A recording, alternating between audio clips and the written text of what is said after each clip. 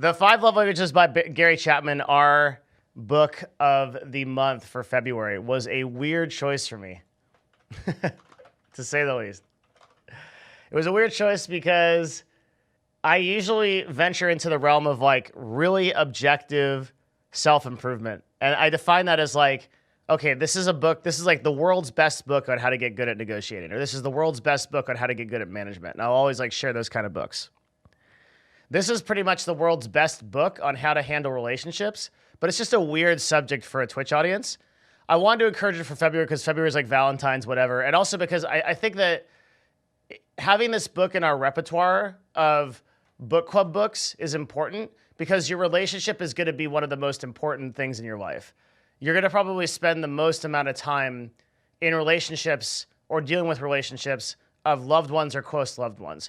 And this is probably the most important thing that you can learn is that the following, which I think is the point of this book, in short, that other people have different needs than you.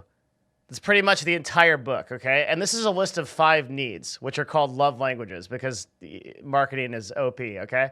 So a love language, it starts off as one of these 5. Everyone has, like, you could rate them on like a scale of 10, okay? So like maybe somebody is like acts of service, meaning you, just to go through them really quickly, like words of affirmation is like compliments and saying positive things to a person. Physical touch is nonverbal touching a person. It can be sexual. It's just, or it can be touches that emphasize love and non-sexual. Receiving gifts is like thoughtful gifts made for your relationship or your loved one. Quality time is like actually focused time with that individual that's not distracted. It's super important. Acts of service is like doing things around the house for them, doing things that make their life easier in some way. Most people, I think, are acts of service or quality time oriented. So acts of service, what's rated on like a 1 to 10? So like you might find a typical person that like rates this like an 8. Like their words of affirmation is like a 7. But physical touch is like maybe their next one, but it's a little bit lower, like on a 1 to 10 scale, so it's like a 5. And then like quality time is like a 4, and they don't really care about receiving gifts at all, right? But then, and this might just be one person. But then another person, let's say that they're receiving gifts, or let's say that their like quality time is like a 9, and their physical touch is like an 8, and then and then like their acts of service after that is like a 5 or a 6. Like it's nice, but they don't like really need it. And then let's say like words of affirmation, like they really don't care about. They get more of it from like physical touch and quality time. And then like receiving gifts, like they don't care about, right? And what happens when these two people get together? Well, if these two people don't understand each other's needs, what's going to happen is each one of them is just going to do the thing that they think they would want for the other person. So this person is just going to do acts of service all day, and this person is just going to try to get quality time. But because this person doesn't care about quality time and this person doesn't care that much about acts of service, there's going to be a disconnect there, and that disconnect is going to result in arguments, falling out of love, and each party eventually not understanding why the other one just won't do what they want. And when the problem, and the thing that like Gary Chapman in the book kind of exemplifies, is that would be fine if like this feeling of euphoria that you get from being in love for the first, he says 2 years, I think it's more like 3 to 6 months, especially like the older you get, would last. And when you meet the person that you're really into, and then they're into you, there's this like feeling of like euphoria that comes with it, right? And the problem with that is that that's not actually love. It's like a kind of like obsession. It's a kind of like infatuation.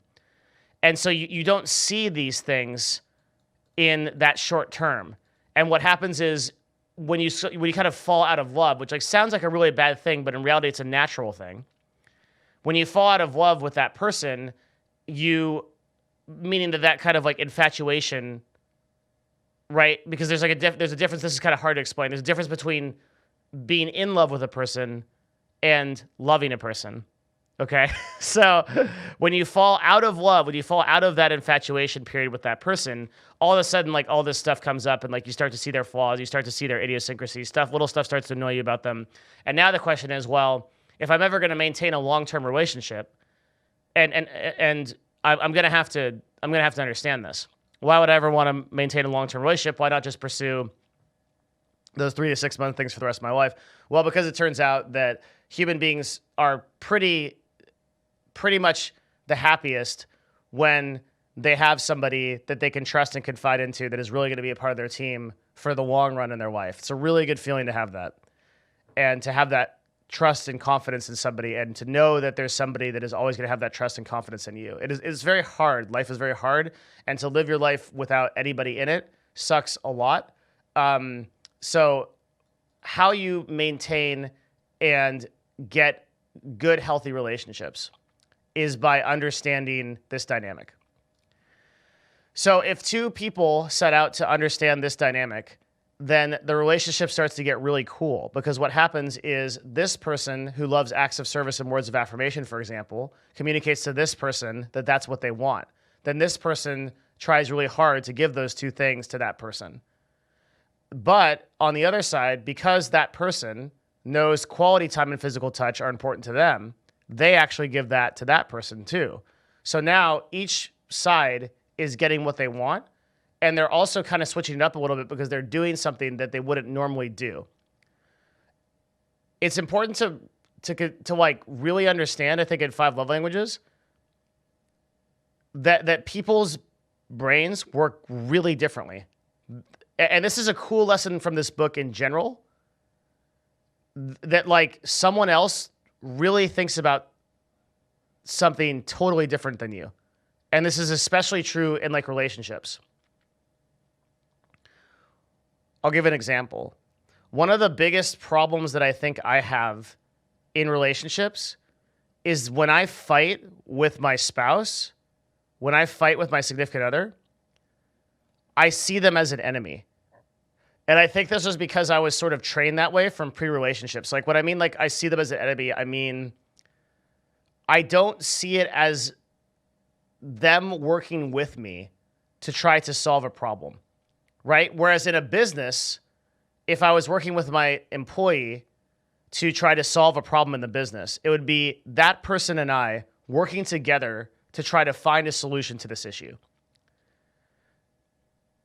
And that would make sense for your SO, right? That's exactly how my SO actually sees it, like in most cases. So when I don't show up as a team member, and I'm immediately thinking, here's all the things that you, the enemy, are doing to me, right? This immediately sets up the entire idea of improving a relationship for failure. And that's because of a lack of understanding of these concepts, right? When you become aware that you are on a team and you're collaborating, you can start to communicate on these things, and it really takes your relationship to the next level. It also applies to relationships that you might have in your life, because everybody has these needs that they need to be, and so it can also apply. I think in the context of this book, it was really, and I especially realized that in like the second half, that it was very much for relationships. But in the broader context of using this, I think the main takeaway for self-improvement is that people have really different needs, right? So that example of like the SO enemy thing, my SO never even saw it in her mind, that like the enemy dynamic, right? That was just my bad training. She is smart enough to realize like, hey, I'm on your team. Like, I'm going to back you up. So you have to step outside of yourself. And the older I get, the more important I realize this is in general for everything. It's like whenever I meet a person that can't set, how do I explain? This is such a crazy concept. Like, you and your thoughts are different. This is going to be part of the next book that we're talking about in March, 10% Happier. The thoughts you have about things are different than what's really going on. And there's, I think the word might be cognitive dissonance. And then the more extreme word is like delusion, where I have increasingly realized that most of the people I talk to have a very different picture of what reality is versus what it is. Then I realize that I have that different picture too, just for different subjects. And the question I don't have answered yet is like, how do you get outside of your mind to realize when, basically, how do you be objective? Because we're always coming from a subjective place where we've already prejudged our reality, and even though that may not be the case of what actually is. So that's super deep, right? Like, let me explain that like easier. You may be at work and you think your boss hates you. He never talks to you. He doesn't like take the time to like tell you about the company. And like whenever you run into him, it's like some brash like thing where he like just like writes you off. And you're like, God, my boss hates me.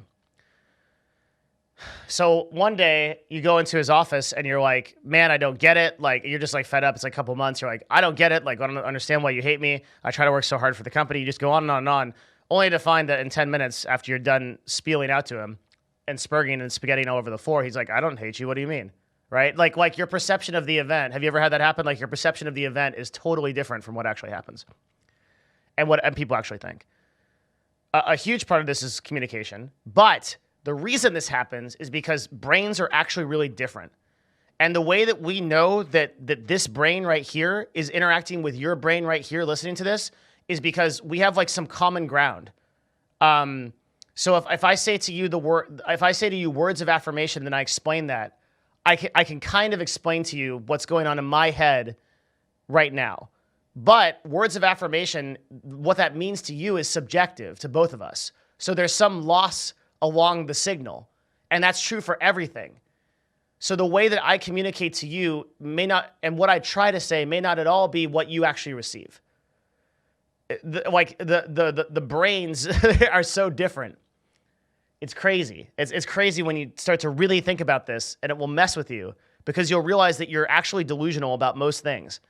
And especially if you're not aware of this, those are the scariest type of people, is the people that aren't aware of it. So the entire process of a lot of world religions and self-improvement concepts like Buddhism or things like that is to get you out of delusion, right? Is to raise you out of the delusion of this thing. And this is how you get out of delusion for relationships. You become aware, like by defining these terms and defining these terms in the context of the needs of each individual. You pull yourself out of the unconsciousness of just trying to run a relationship without having any idea where you're going. And when two people commit to this, you start to communicate in a language that is more authentic to the actual reality of the needs of each person. It's really good. Yeah. Okay. That's super good. And the way you do that is through these 5 ways. That is why this is so important, okay? Because we have to pull ourselves out of delusion for each and every subject. Like when it comes, as much as we possibly can. At least each and every subject we want to impact. But there are some things in our life that are pretty much going to happen. Even though this is Twitch chat, or by extension, YouTube, okay, I think you'll make it. And so at some point, this will become relevant. Even if you don't, you'll have to know this stuff for your siblings, people the closest to you, your best friends. And this book was important because it was, how do you raise yourself out of delusion to run a relationship that has sense in it, that has direction, that has purpose? Because when we approach love is, by its cultural definition, love is like this whirlwind emotion that just like sucks you into the tornado, and then you get spit out and you're like, what the hell happened? Or you get lucky enough to like keep in it, or you end up like settling and it's your old ball and chain, and like you don't know where you went wrong, and like you have the white picket fence, but you're like forever dead inside. Okay, like the outcomes of love without direction are not good. They're not encouraging. So this is purposeful love. This is conscious love. And that's what this book is about. It's why it's so important. As a side note, all I want to know is this: if you're unable to convey how you feel and think, about things to people, is it always your fault, or is it possible the other person is unable to receive the knowledge? If it's your fault, how do you fix it? So yes, it's always your fault. Here's why. This is actually a concept that I learned in business. If you are trying to communicate to someone, the only meaning of what you're saying is what they receive, right? So in a one-on-one or not even a one-on-one conversation, even if it's a 1 on 100 conversation or 1 on 1,000 conversation, if I'm talking to 1,000 people, the only outcome that matters is what they receive. So what I say doesn't matter. So if I give you a string of code words, okay, and I'm like purple monkey, dishwasher, left elephant, upward down, space, Elon, Tesla, stock down, LED lights, and then all of a sudden that you just like reach enlightenment and your life is 100 times better and you never experience suffering again, okay? The actual communication, the words I used, totally don't matter. It's the feeling, emotion, outcome that you've received as a result of it. So if communication fails to someone else and they don't, the brain transfer that I was just talking about, that when you talk to them and it doesn't get through, that's your fault. How do you fix it? I have no idea. I think you just get better at communicating, forehead, but that's like not a very good answer. So let me give you a better one. The way you fix it is you define things in the ways that things like 5 love languages defined it. So in the context of a relationship, if I try to go into a relationship and I say, okay, look, girlfriend of mine, we have some problems and we need to address our needs. And like our needs are a bunch of different things. So like, what did you want yesterday? And she's like, well, I really wanted a sandwich and you didn't get me a sandwich. And it's like, okay, well, what did you want the day before that when I didn't get you a sandwich? Well, I wanted you to vacuum the floor, but you didn't really get me the vacuum before. And then it's like, you could go through like all this minutia and like talk about all this stuff and communicate back and forth and never really touch on the actual underlying need that the person has. Or you could say, hey, let's sort our needs into these 5 concepts. You rate them on a scale of 1 to 10. I'll rate them on a scale of 1 to 10. And then let's start trying to do one of those things for each other every month, for example, okay? Or every week. A month is a long time. What you're doing then is you're categorizing your communication into a almost like a box. And so human beings have done this for forever, probably since communication has existed. We tell things in terms of stories, in terms of analogies, in terms of metaphor, so that these are better forms of communication than just like trying to attack the problem with like a baseball bat, right? And trying to hit it like it's a targeted approach, right? A standard operating procedure in business. So I would say as much as possible, can you simplify the concepts that you are trying to explain to other people down into its base primordial stuff? Can you get it to a basic concept, maybe 3 big points, or maybe like 2 things to remember or whatever, that you can then systemize so that you can explain it better? That's really how you improve your communication to other people. But the only way that you will ever really know if you are explaining things to other people well is feedback. Right?